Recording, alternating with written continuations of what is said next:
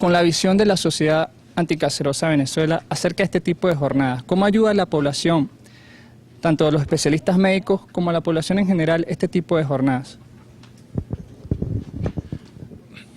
La Sociedad Anticancerosa de Venezuela, desde su fundación, su misión ha sido siempre la educación y la prevención.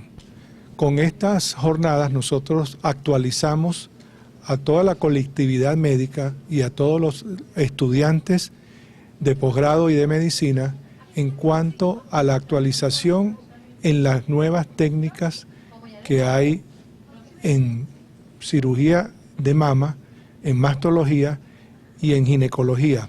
Hoy tocamos también vías digestivas. ¿Por qué nosotros tocamos estas patologías? Porque nosotros sabemos que por estadística las primeras 4 causas de mortalidad por cáncer en nuestro país son cuello uterino, mama, pulmón y vías digestivas en la mujer, y en el hombre próstata, pulmón y vías digestivas. Y todas estas patologías son lesiones que pueden diagnosticarse en forma precoz. Y gracias a las campañas de educación, lo que nosotros transmitimos a la colectividad para que se realicen su pesquisa en las diferentes instituciones que prestan el servicio de pesquisa, hay muchas organizaciones y nosotros somos pioneros en este tipo de educación y de pesquisa.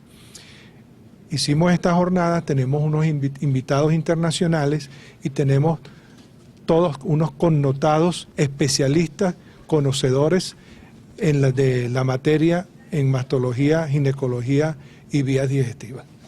Esa es nuestra función primordial, nuestra misión es la educación y la prevención.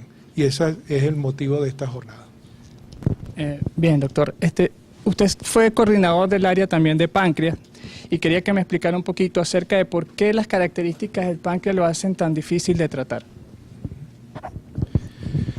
El cáncer de páncreas es un cáncer que tiene una muy baja incidencia y lamentablemente todavía no es una patología que puede hacerse una pesquisa, un diagnóstico precoz. Por lo general es muy silente, es muy asintomático. Nosotros sabemos que en Venezuela tenemos unos 1000 casos de mortalidad por año y sabemos también que posiblemente este cáncer puede ir subiendo. Actualmente ocupa el 4º lugar en vías digestivas, todo lo que comprende las vías digestivas, el 4º lugar, y se espera que quizás para el 2020 o 2025 pudiera llegar a ser el 2º. ¿Esto por qué? Porque los problemas metabólicos, la obesidad, cada día sí van a ser un problema de salud pública y sabemos que estas son condiciones que hacen que haya una mayor incidencia de este tipo de lesiones. Hoy nosotros tocamos justamente es cómo hacer para diagnosticar en unas fases más tempranas este tipo de patología. Y en cuanto respecto a esa facilidad para diagnosticar, ¿cuáles son las técnicas de las que se comentaron hoy? Hoy se tocaron las tomografías de alta resolución, tomografías de multicorte, como método de imágenes de elección para estadificar el cáncer de páncreas, luego el ultrasonido endoscópico, que ha sido uno de los grandes avances en los últimos 20 años, y después la cirugía robótica, como una cirugía que quizás puede tener una mayor índice de resecabilidad de estas lesiones, no tanto de curabilidad, pero sí pueden aumentar la sobrevida de estos pacientes, porque se habló justamente que con la cirugía robótica el campo es mayor, el campo visual, se puede hacer una disección de los ganglios mayor y esto da un mejor pronóstico. A pesar de que este cáncer es tan difícil de diagnosticar y quizás de tratar también, ¿la población puede hacer algo? ¿Puede prevenir un cáncer de páncreas? En cuanto a prevención, lo que se puede invitar o transmitir a la población es que mantengan sus niveles de glicemia normal, que eviten el sobrepeso, que lleven una dieta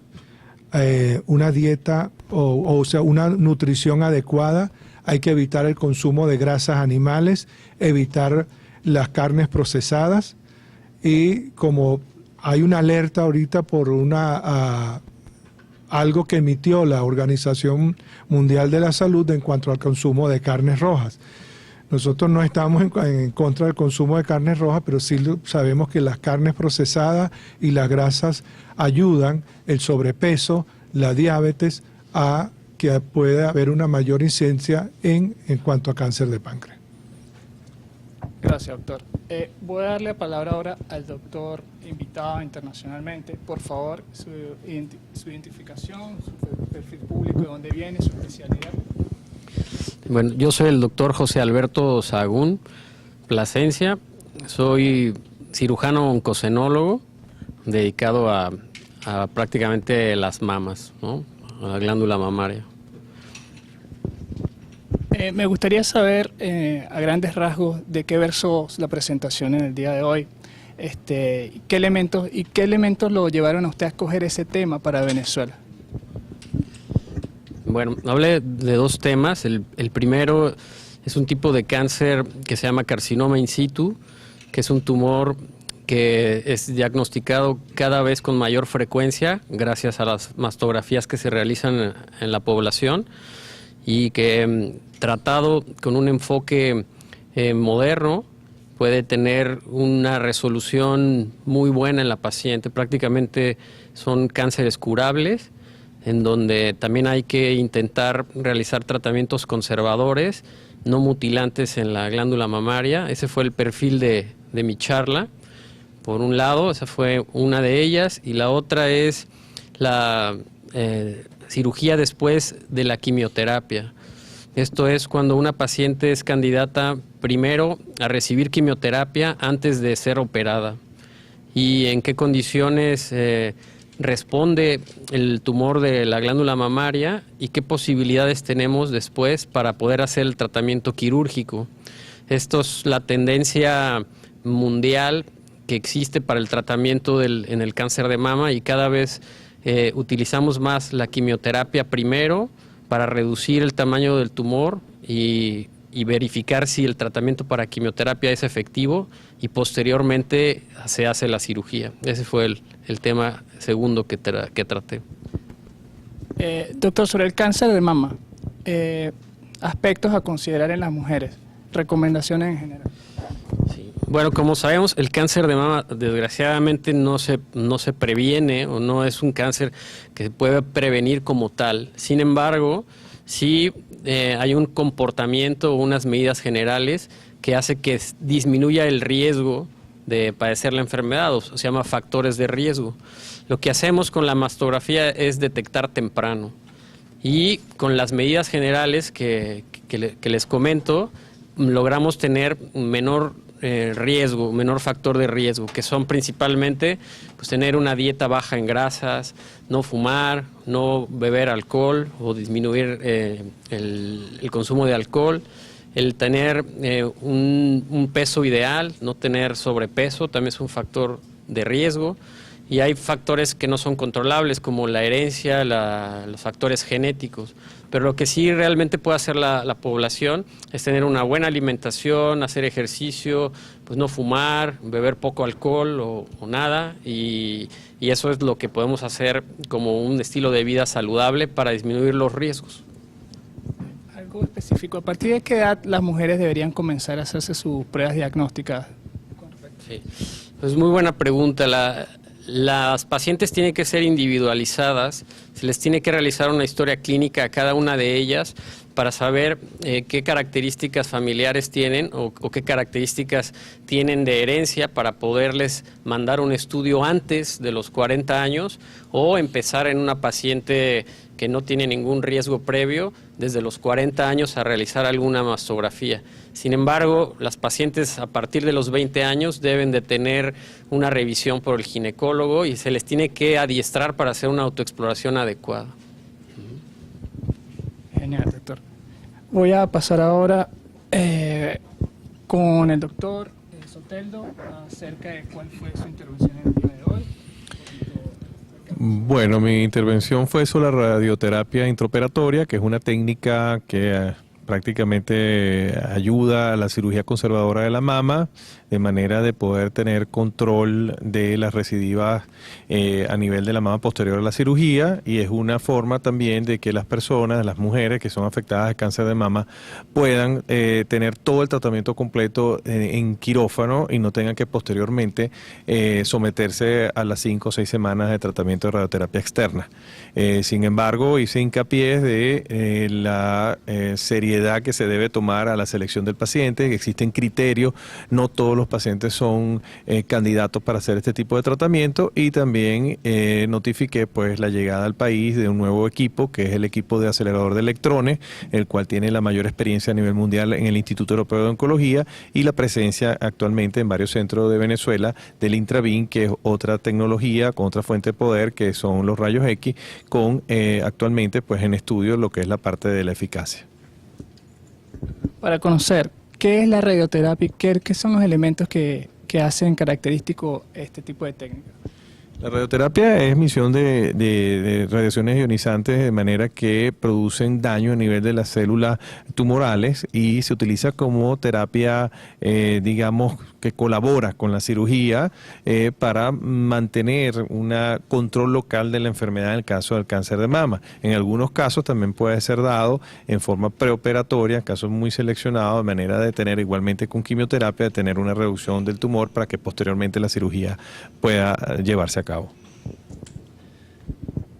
¿Puede utilizarse la radioterapia junto con quimioterapia u otros elementos para el tratamiento de cáncer de mama?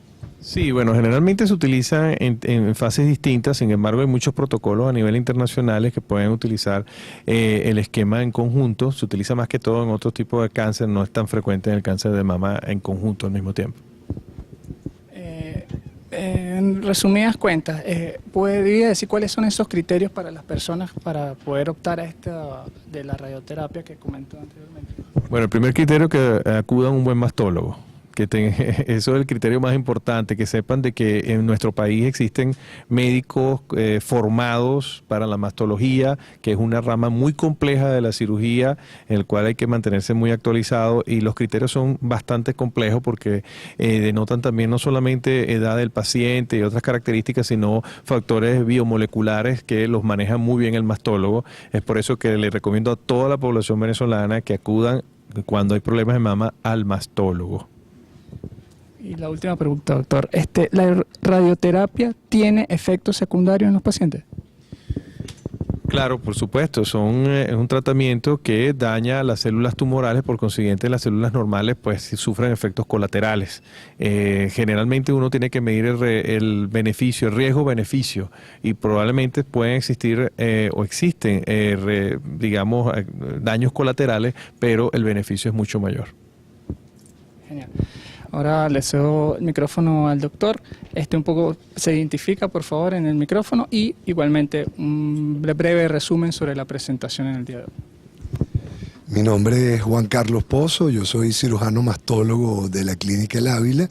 Yo tuve una intervención hoy sobre ganglio centinela en el cáncer de mama. El ganglio centinela es la identificación del ganglio que tenga más probabilidad de tener metástasis de un tumor que se haya originado en la glándula mamaria. Este ganglio está en la axila y tiene la virtud de este procedimiento que permite, haciendo una cirugía muy pequeña y sacando un solo ganglio o entre 1 y 3 ganglios, poder predecir cómo está el resto de los ganglios de la axila. Es decir, esto sustituye una cirugía que antes se hacía, que era una cirugía con muchas complicaciones o con algunos efectos colaterales, que era vaciar todos los ganglios de la axila. Hoy en día hay un grupo seleccionado de pacientes que se puede beneficiar de solamente sacando 1 o 2 ganglios, poder predecir cómo está el resto de la axila y tener un tratamiento más conservador con menos efectos colaterales. Agradecido, doctor. Igualmente, doctor, por favor, se identifica y un poco acerca de lo que comentó en el día de hoy. Alberto Contreras Silva, cirujano oncólogo. Yo mismo soy producto de la actividad educativa de la Sociedad Anticancerosa de Venezuela. Soy egresado del Hospital Oncológico Padre Machado como cirujano oncólogo y después tuve formación en mastología aquí y afuera. Cuando estaba conversando sobre mi tema en unidades de mastología, llegamos a la conclusión de que una de las primeras unidades de mastología fue la Clínica de Prevención de Cáncer de la Sociedad Anticancerosa. Y las unidades de mastología son los sitios donde modernamente se debe tratar el cáncer de la mama. Por supuesto, estas unidades de mastología deben estar dotadas del personal entrenado, personal médico, personal paramédico, personal técnico, enfermería y la tecnología de punta.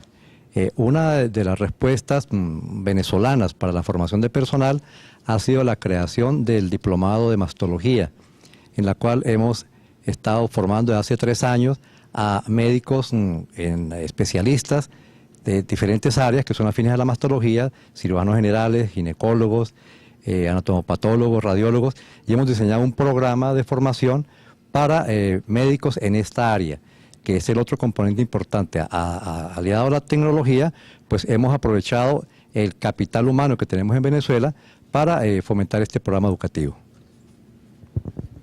Doctor, ya que hace tanto hincapié en la educación, ¿el cáncer de mama es muy frecuente aquí en nuestro país? Bueno, las últimas cifras nos dicen que tenemos una incidencia de más de 5.000 casos, 5.000 casos al año, lo que reporta más o menos entre 13 y 14 diagnósticos nuevos y más o menos más de 2.000 muertes, es decir, 6-7 muertes al año debido a cáncer de la mama. Eso es lo que refleja el anuario de epidemiología. Pero además de esto hay que sumarle que más de la mitad de los casos son casos avanzados. Entonces esto va en detrimento de la calidad de vida de las pacientes y por supuesto más inversión en recursos para el tratamiento de estas mujeres. Doctor, la duda que tengo es si en Venezuela hay la capacidad técnica para realizar este tipo de detección de cáncer de mama. A través de esas unidades. Actualmente contamos con 3 hospitales oncológicos, el Hospital Oncológico Padre Machado, el Hospital Luis Racetti, el Hospital Oncológico de Valencia y algunos centros privados que cuentan con equipos de alta tecnología. ¿No se parece insuficiente para la cantidad de población que tiene el país? Sí, indudablemente, como lo hacía yo en la presentación, realmente los centros mastológicos pues se están concentrando a nivel central, a nivel de Caracas, a nivel de Anzoátegui hay un centro, en Valencia, en Maracaibo, pero es necesario realmente que haya formación de personal y unidades en todo lo ancho y largo del país. Gracias. Igualmente, doctor, su identificación, por favor. Ricardo Ravelo, yo me encargué, soy cirujano mastólogo, oncólogo, me encargué de programar y coordinar la sesión de mastología de esta jornada y básicamente quisimos hacer un programa donde se tocaran, además de las cosas básicas, las novedades de la especialidad. Genial, doctor. ¿Podría hacernos como modo de conclusión cuáles son esas novedades? Conversamos sobre manejo del carcinoma in situ, que cada vez es más frecuente. Sin embargo, debemos insistir, antes de entrar en las novedades, en que el diagnóstico precoz del cáncer de mama es el que disminuye la mortalidad por esta enfermedad. Y esto se llama prevención secundaria. La educación a la población y la educación médica continua permite ofrecer un sistema que haga que las pacientes detecten precozmente la enfermedad y disminuya la mortalidad por la enfermedad. Bien, y finalizo nuevamente con el presidente de la sociedad. Para el día de mañana sábado, un poco sobre el programa. Mañana sábado continuamos con el programa de vías digestivas y mañana se va a tocar todo lo que es la patología colónica.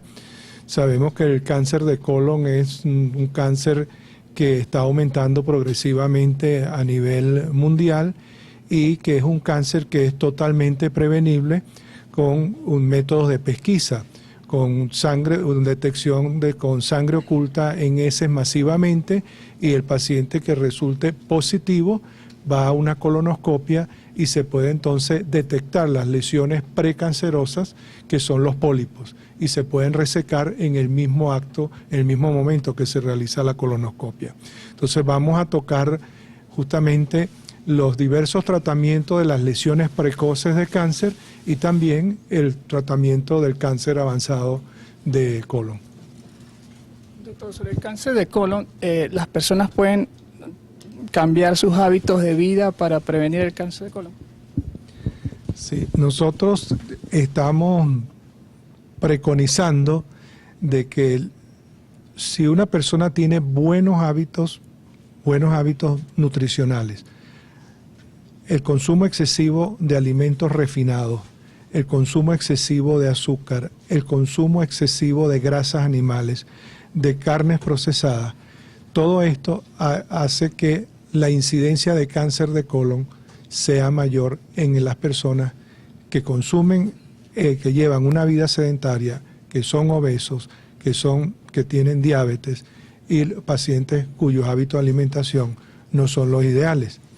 Esto hace de que se produzcan estos cambios, esa constante agresividad de estos alimentos en el tejido colónico. Este estado de inflamación crónica produce un cambio a nivel celular, a nivel del ADN, del núcleo, y se cambia entonces la genética de esta célula, y se vuelve esta célula ya una célula premaligna o una célula neoplásica, y cuyo crecimiento en forma desordenada, si no se logra detener a tiempo, que es cuando comienza a crecer el pólipo, entonces se transforma en un periodo de 7 a 10 años en una lesión ya avanzada, y cuyo tratamiento es quirúrgico, es quimioterapia, y como muy bien dijimos, en todo cáncer avanzado el costo es muy alto y la calidad de vida de este paciente también se ve afectada. Entonces, la única manera de poder bajar en todos los tipos de cáncer que hemos mencionado hoy, tanto el de mama, el de cuello uterino, el de colon, el de estómago, es tratando de hacer un programa de educación y de diagnóstico precoz.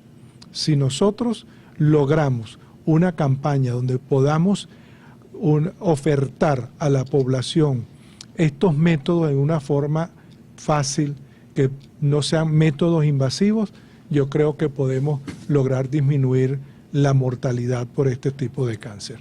Una mamografía bien hecha, cada año, cada 2 años, sabemos que puede disminuir casi en un 40% la mortalidad por cáncer de mama. Y una colonoscopia bien hecha, con resección de pólipos, también disminuye la mortalidad por cáncer de colon. Genial. Bueno, muy agradecido, doctor. Gracias.